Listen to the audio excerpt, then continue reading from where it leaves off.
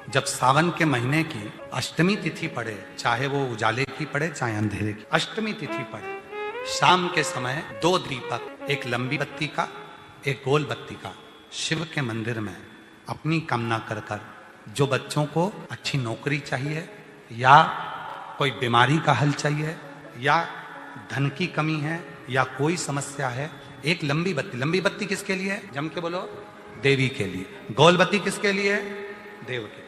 दो बत्ती घी की, गोल बत्ती को जलाओ पहले, फिर लंबी बत्ती का जो दिया हो उसकी बत्ती का मुख गोल बत्ती की ओर हो, वो बत्ती अपनी ओर नहीं हो। समझ में आ रहा है ना सबको? गोल बत्ती के सामने अष्टमी के दिन प्रदोष के समय पर लंबी बत्ती का दीपक, पहले गोल बत्ती का दिया जलाया, फिर ये लंबी बत्ती का मुख उधर की ओर कर कर दीपक को जब हम प्रज्वलित करते हैं और अपनी जो कामना दोनों दीपक के सम्मुख में करते हैं, वो कामना पूर्ण होकर ही रहती है। पर करना क्या है? दोनों अष्टमी, सावन के महीने में जो उजाले पक्ष की अष्टमी आएगी उस पर भी करना है और जो अंधेरे पक्ष की आएगी उस पर भी। आज भी नियम है हमारा, कोई मदिरा पान में डूबा है, कोई वेश्यावृत्ति में डूबा है, कोई मांसाहार में डूबा है, कोई गलत काम में जुए आदि में डूबा हुआ है। तुम छुड़ा कर रह गए कि मत जा, मत कर, तुम छुड़ा कर रह गए। तो शिव महापुराण का एक बड़ा सुंदर भाव वर्णन करा गया हमारा। शमी के 5 पत्ते, बेलपत्री के 5 पत्ते, बेर के 5 पत्ते, क्या क्या चीज है जरा जम के बोलो। शमी के 5 पत्ते, बेर के 5 पत्ते और बेलपत्री के 5 पत्ते। महाराज, श्रावण महीने की दोनों अष्टमियों में से कोई भी अष्टमी, ये भी जरूरी नहीं है कि सोमवार की ही अष्टमी थी। श्रावण महीने की दोनों अष्टमियों में से कोई भी अष्टमी को बेर के पत्ते पर लाल चंदन, बेलपत्री के पत्ते पर पीला चंदन, शमी के पत्र पर केवल कोई चंदन लगाने की जरूरत नहीं, सादा, केवल एकदम कुछ भी उसमें लगाकर नहीं, सिंपल। पहले लाल चंदन वाले पत्ते, फिर बेलपत्री के पत्ते, फिर शमी के पत्ते शिवलिंग के ऊपर समर्पित कर कर उसको उठाकर वापस लाकर बेलपत्री के पेड़ के नीचे ही 1 लोटा जल समर्पित कर कर पहले पत्ते चढ़ा देंगे, फिर लोटा भर जल समर्पित कर देंगे। उसी चढ़े हुए पत्तों में से 5 बेलपत्र को लेकर अपने घर आ जावे और अवधूतेश्वर महादेव, कौन से महादेव? अवधूतेश्वर महादेव। ये अवधूतेश्वर महादेव कौन से हैं? आपको कथा में कई बार वर्णन करा गया है। शंकर भगवान को क्रोध आया, ब्रह्मा जी ने क्रोध को लिया, समुद्र में डाला। उस रूप को क्रोध का एक रूप था, क्योंकि जो मदिरा पान करने वाले होते हैं, व्यसन करने वाले होते हैं, गलत काम करने वाले होते हैं, इनको सुधार करे जाओ। जितना तुम समझाओगे ये उतना आग बबूला होंगे। तुम बच्चों से कहोगे गलत लड़के के साथ रह रहा मत रहे, तो और ज्यादा क्रोध करेगा, और चिड़चिड़ करेगा, और अपशब्द कहेगा। तो ये क्रोध को संयमित कर दे। अवधूतेश्वर महादेव का स्मरण कर 5 पत्तों को लेकर आइए। कुछ समय बाद जैसा जैसा समय की अनुकूलता मिले, आप किसी मदिरा का पान करने वाले या किसी व्यक्ति को वो पत्ते दोगे या प्रसाद के रूप में दो तो अच्छी बात है, नहीं तो उस पत्ते का थोड़ा थोड़ा भाग भी प्रतिदिन मात्र 21 दिन तक अगर थोड़ा थोड़ा भाग भी दे दिया जाए तो धीरे धीरे मदिरा पान, व्यसन, गलत आदतें छूटना प्रारंभ हो जाती है और वो शंकर की शरणागति ग्रहण करते हैं। महाराज, शिव अर्चना, ये तो अभी लोगों की थोड़ी सी सोच गलत हो गई। ये दुनिया के लोगों को ये तो मालूम नहीं है भगवान शंकर के लिए। हाँ, शंकर भगवान के पास में भांग रहती है, शंकर भगवान के पास में भांग रखी हुई होती है, शंकर भगवान का भांग का श्रृंगार होता है, क्योंकि उसको बूटी के रूप में, औषधि के रूप में लिया जाए। पर कोई कहे कि शंकर भगवान भांग का नशा करते हैं, तो ये संसार के लोगों को समझा देना कि शिव भांग का नशा, मेरा भोलेनाथ भांग का नशा नहीं करते। किसी भी अष्टमी तिथि को 12 महीने में शुक्ल पक्ष कृष्ण पक्ष की अष्टमी तिथि पड़ती है। यदि किसी भी अष्टमी तिथि को अगर किसी ने नियम बनाया 5 अष्टमी का, 8 अष्टमी का, 7 अष्टमी का, एक कनेर का पुष्प शिवजी के शिवलिंग को समर्पित करना, अशोक सुंदरी के स्पर्श करना, और जो जलाधारी होती है, जैसे ये शिवलिंग है, ये जलाधारी है, तो पहले शिवलिंग पर स्पर्श, फिर अशोक सुंदरी का स्पर्श, फिर जलाधारी पर कनेर का पुष्प शिव जी की ओर मुख कर कर, अर्थात जैसे मानो ये कनेर का पुष्प है, तो ऐसा शिवलिंग का स्पर्श करते हुए जलाधारी पर जो समर्पित करता है, भगवान शंकर उसके मन की कामना को पूर्ण जरूर करते हैं। एक कनेर का पुष्प। विवाह नहीं हो रहा, हम तो टेंशन में पड़ गए, लड़की 28 साल 30 साल का लड़का हो गया, विवाह नहीं हो रहा, कुछ मत करो। अष्टमी तिथि आए तो अशोक सुंदरी वाली जो जगह है वहां पर हल्दी की 7 बिंदियां लगा दो, लड़का लड़की का हाथ उस बिंदी पर रखवा दो, उसका नाम गोत्र बोलो, उसी हल्दी में उसके हाथ पीला करवा दो, और पीपल के पेड़ पर उस हाथ के 5 छापे पड़वा दो। 3 महीने में विवाह पक्का हो जाता है महाराज। और कोई माताएं कह देती हैं, कोई बच्चा कह देता है, मम्मी मुझे याद नहीं होता, याद करता हूं परीक्षा हॉल में जाकर भूल जाता हूं, मैं कुछ पढ़ता हूं बाद में जाके भूल जाता हूं, स्मरण में नहीं रहता। तो उनसे भी निवेदन है, आप मां नील पाठ नहीं पढ़ सकते, स्तोत्र नहीं कर सकते, संस्कृत में नहीं पढ़ सकते, तो मां नील सरस्वती के नाम से अष्टमी, नवमी और चतुर्दशी के दिन एक शंख पुष्पी पुष्प को, नीला कलर का जो फूल होता है, बेल में लगा होता है, जो शिव जी को अति प्रिय होता है, उस पुष्प को आप जलाधारी पर रख दीजिए। जलाधारी जानते हो ना सब लोग, शिवलिंग पर नहीं, जलाधारी पर रख दीजिए और जल चढ़ाना 7 बार प्रारंभ करिए। बाबा देव अधिदेव महादेव आपको याददाश्तता में प्रवर करेगा। परीक्षा हॉल में जितना तुम याद कर कर गए हो, अच्छी मेहनत कर कर गए हो, तो भूलोगे नहीं, तुम्हारी बुद्धि तीव्र होती चली जाए, प्रबल होती चली। किसी भी अष्टमी पर 1 बेलपत्र, 3 शमी पत्र, आप कभी दिल से, कभी मौका मिले हृदय से अशोक सुंदरी वाली जगह का स्पर्श कर कर भगवान शंकर के शिवलिंग पर एक बार समर्पित कर कर देखना, और दूसरे वर्ष इंतजार करना कि तुमने अष्टमी के दिन बाबा को शमी पत्र और बेलपत्र दिया था, क्या बाबा ने तेरे घर में धन और वैभव दिया कि नहीं दिया। जो स्थिति में गाड़ी चल रही थी, वो स्थिति की गाड़ी तेरी पार हुई कि ना।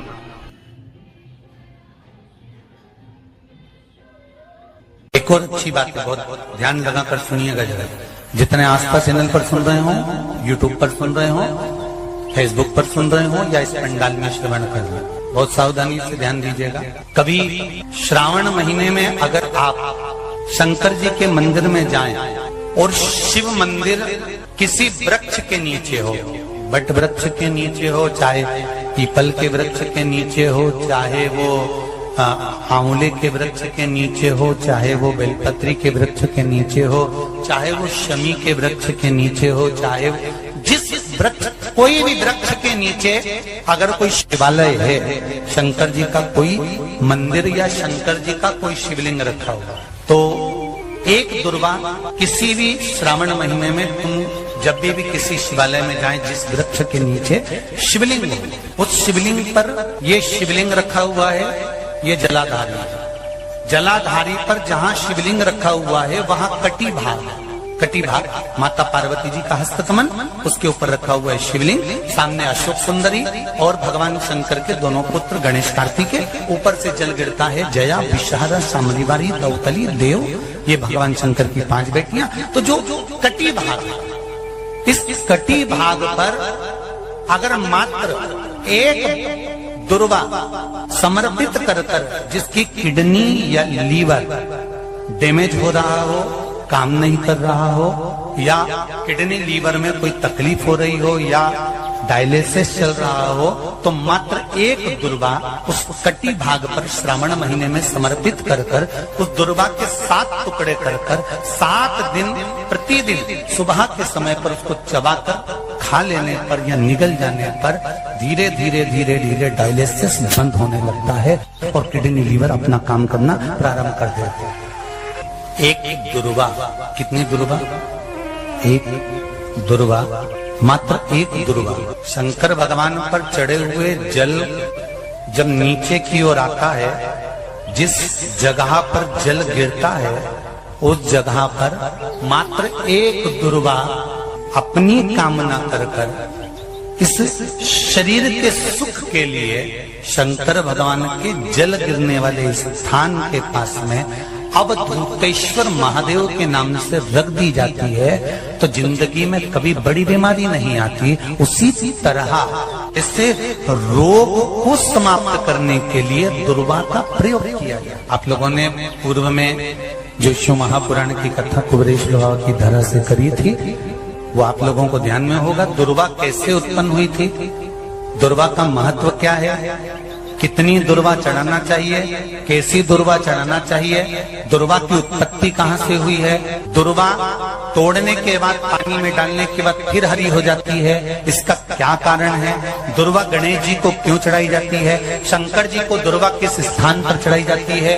ये सारी कथा आपको पूर्व में इसी कुबेरेश्वर बाबा के पावन धरा से सुना चुके हैं, जो टीवी पर डली हुई है। कभी आपने नहीं सुनी हो तो यूट्यूब पर से दुर्वा शिव महापुराण की कथा आप निकाल कर उसको श्रवण कर सकते। उसमें वर्णन किया है कि इस दुर्वा का महत्व क्या है, दुर्वा का क्या। मात्र एक दुर्वा शिवलिंग पर चढ़े हुए जल जहां से नीचे की ओर गिरता है, उस जगह पर मात्र अपने शरीर की कामना करते हुए भगवान से रोग मुक्ति के लिए एक दुर्वा अगर समर्पित कर दी जाए तो कोई बड़ी बीमारी जिंदगी में आ ही नहीं सकती, ग्रहण ही नहीं पाए, मतलब ग्रसित नहीं कर सकती। कभी जब तुम्हारा मन कर जाए कि आज मेरा मन है और बारिश में बहुत सारी दुर्वा आ जाती है, तो दुर्वा की ही कंठी, दुर्वा की ही माला बनाकर, जैसे ये शिवलिंग है उस माला को बीच में से पूरी जोड़ेंगे नहीं, आधी माला मतलब कटी हुई होना चाहिए। माला को ये अशोक सुंदरी वाली जो जगह है, यहाँ से दुर्वा की माला चढ़ाते चढ़ाते चढ़ाते चढ़ाते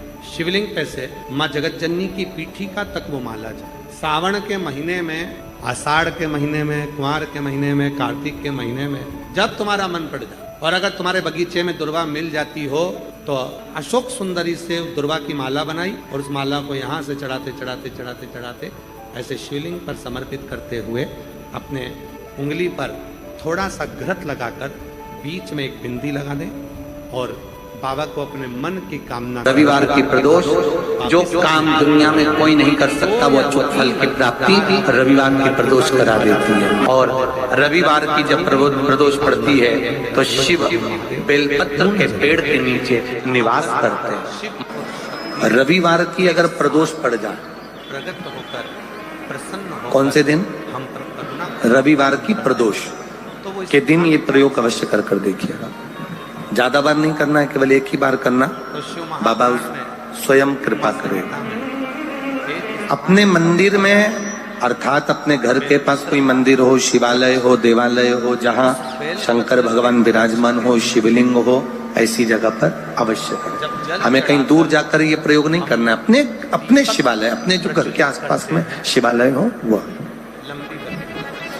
एक बेलपत्र अशोक सुंदरी वाली जगह, अब उसको अशोक सुंदरी की जगह पर भी चढ़ाने का तरीका क्या है, ये शिवलिंग है, ये जलाधारी है, ये जल बहता है, बीच में जो मोटी सी लाइन है वो अशोक सुंदरी का स्थान, ये जो भाग है षडानंद कार्तिकेय गणेश जी और कार्तिकेय जी का।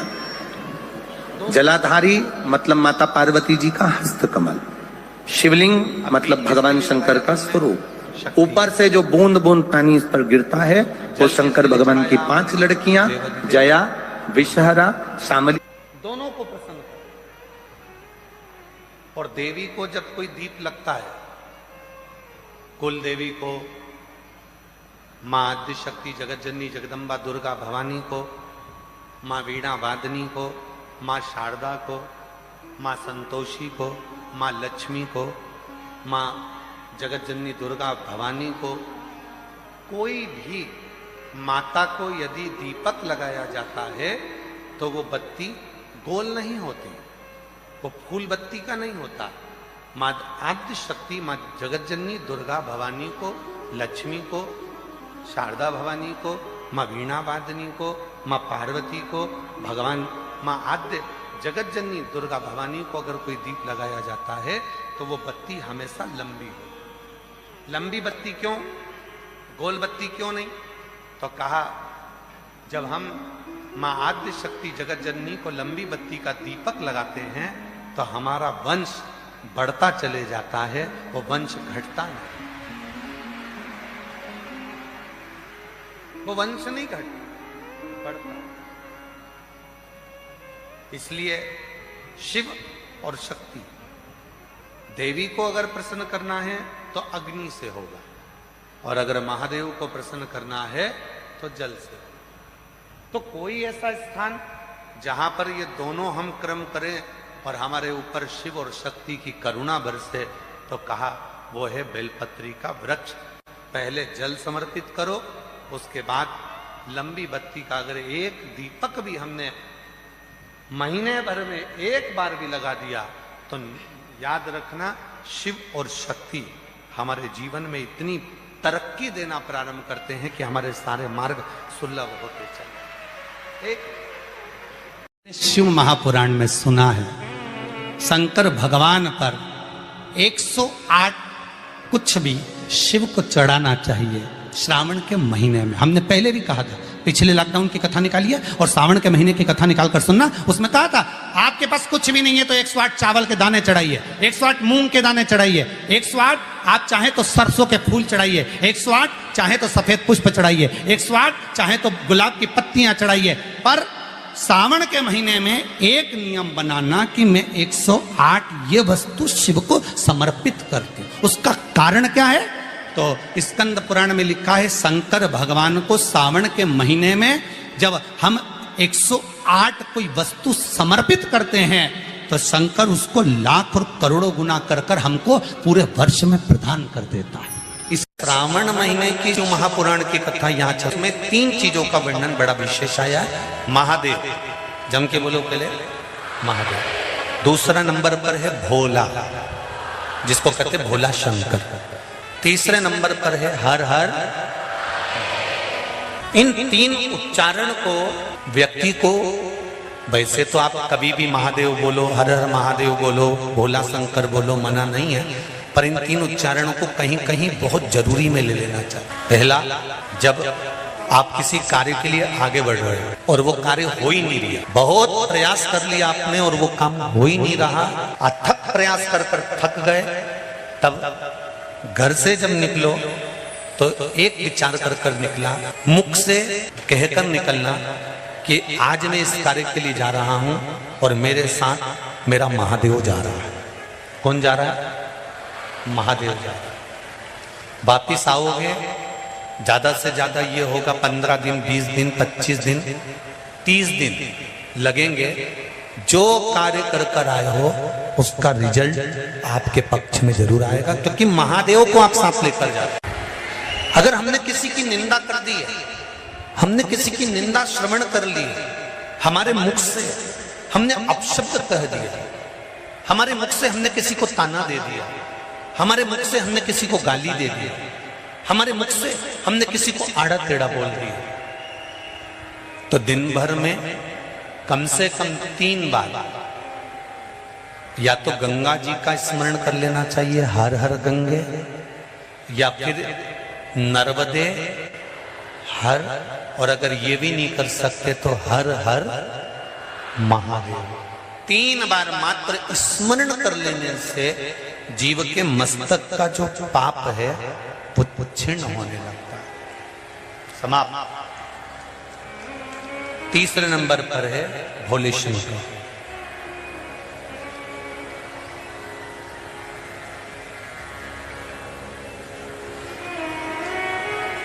बहुत तेज क्रोध आ रहा,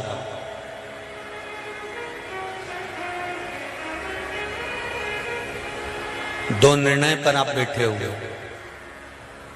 एक मन कर रहा है इस लड़के से शादी करूं कि इस लड़के से शादी करें, इस लड़की से ब्याह करें कि इस लड़की से ब्याह करें, किराने की दुकान डालें कि जनरल स्टोर डालें, इस जगह पर नौकरी करूं कि इस जगह पर नौकरी करूं।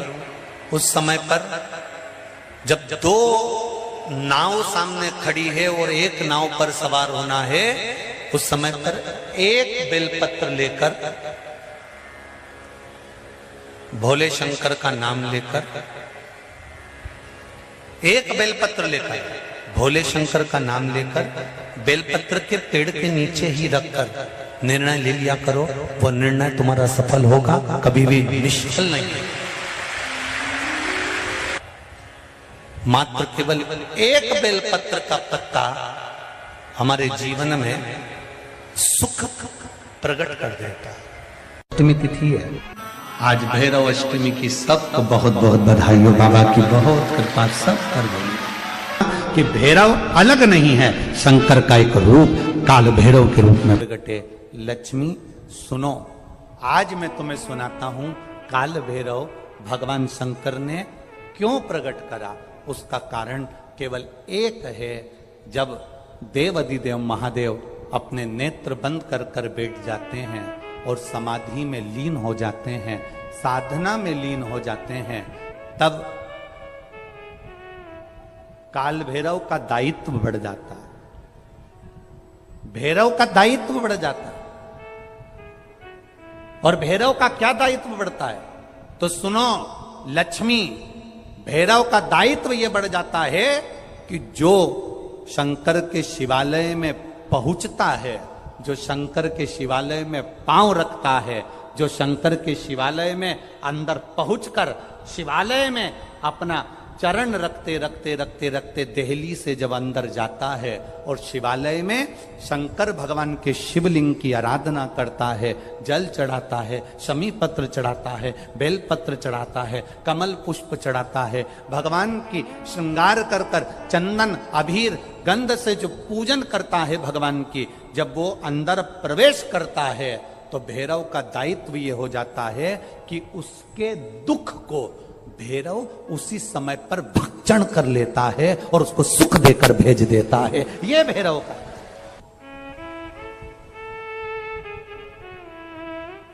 काल भैरव का काम क्या है? काल भैरव का कार्य क्या है? ये यहां राजस्थान की भूमि पर तो वैसे भी भैरू जी के मंदिर बहुत है, बोलो सही है कि गलत है? और पूरी दुनिया में जितनी भी, पूरी भारत की भूमि पर दुनिया के लोग कहीं पर भी लें, कहीं पर भी रहें, पर भैरू पूजने के लिए हमारे राजस्थान में आते जरूर हैं। भले वो कभी भी आए, पर राजस्थान में आकर भैरू पूज कर जाते ही हैं।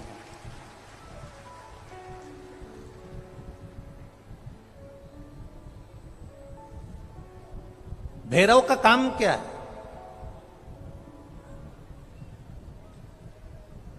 शंकर भगवान ने क्या केवल एक ब्रह्मा जी का सिर काटने के लिए काल भैरव को प्रकट करा?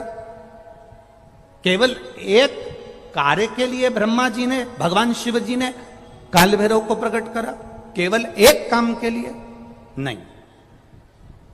मेरा भोलेनाथ एक कार्य के लिए काल भैरव को कभी प्रकट नहीं कर सकता, क्योंकि मेरे भोलेनाथ ने जब जब जो काम किया है वो संपूर्ण ब्रह्मांड के कल्याण के लिए किया है। इसलिए ब्रह्मा के सिर काटने के लिए, अकेले केवल ब्रह्मा का सिर काटने के लिए भगवान काल भैरव को प्रकट नहीं कर सकते।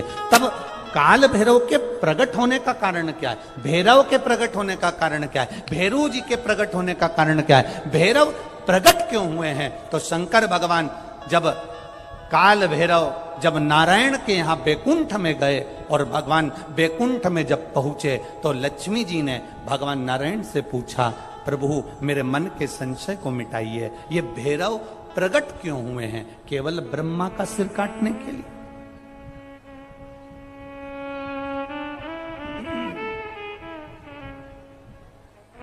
क्या ये ब्रह्मा जी का सिर काटने के लिए प्रकट हुए? आखिर भैरव प्रकट क्यों हुए? केवल एक ब्रह्मा का सिर काटने के लिए? भगवान विष्णु ने कहा नहीं, केवल ब्रह्मा का सिर काटने के लिए काल भैरव नहीं प्रकट हुआ।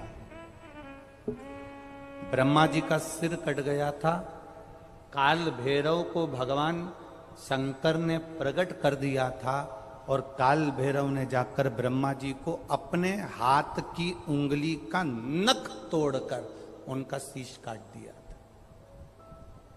काल भैरव जब काल भैरव ने शीश काट दिया, शीश कट गया,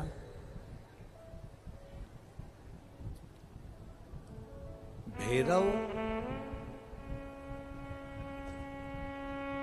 काल भैरव का आदर, सम्मान, सत्कार सभी देवताओं ने किया।